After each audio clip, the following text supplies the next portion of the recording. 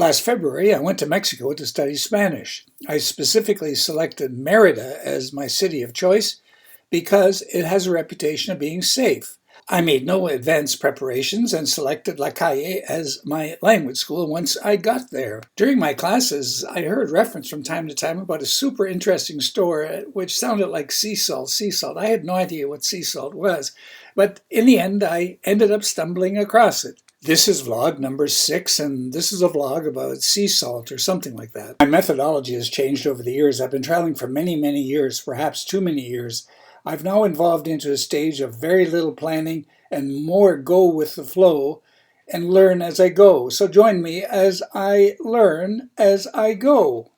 Oh, by the way, if you're wondering, it's rather obvious, but I'm the old guy on the left, and the good-looking guy in the middle is my teacher, Sol. From a vlog about sea salt, it morphed into a vlog about Catrina. Now, mention that name, Catrina, to any Mexican, and they'll know what you're talking about, but not me. So there is Posada in the dark suit on the right, the Catrina in the middle, and Diego Rivera and the world-famous artist Frida Kahlo, his wife, behind him.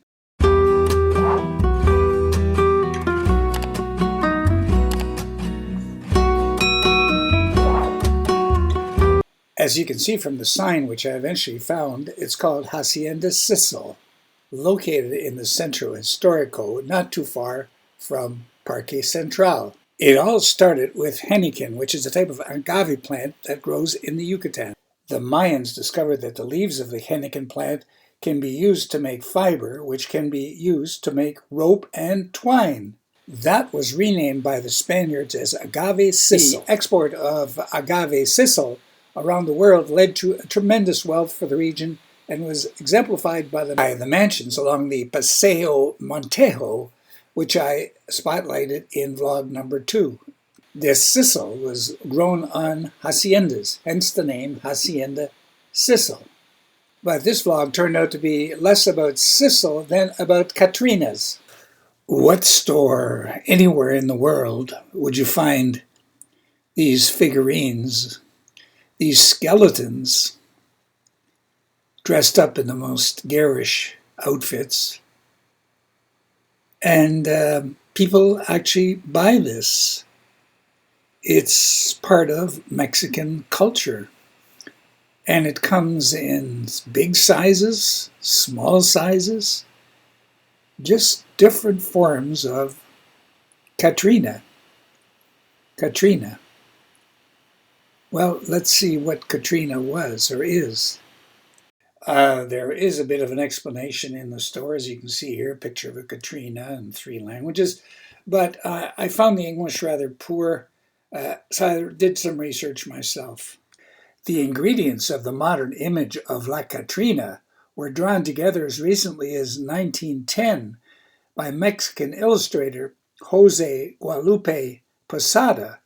Posada was born in Mexico in 1852 and would create cartoonish lithographs and engravings to satirically illustrate political and social issues. His work was frequently published in the Mexican press. And here is his original drawing and engraving of Catrina. I mean, who in their wildest dreams could make this stuff up?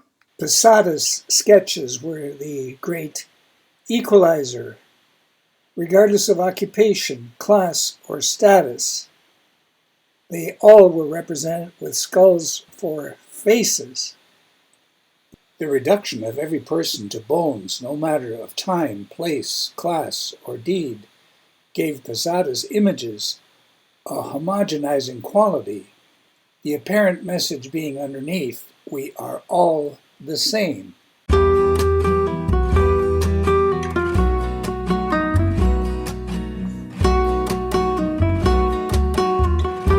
The Catrina made a breakthrough when she was included in one of Diego Rivera's murals, the so-called Sueño de una tarde dominical en la Alameda Central, Dream of a Sunday Afternoon in Alameda Park.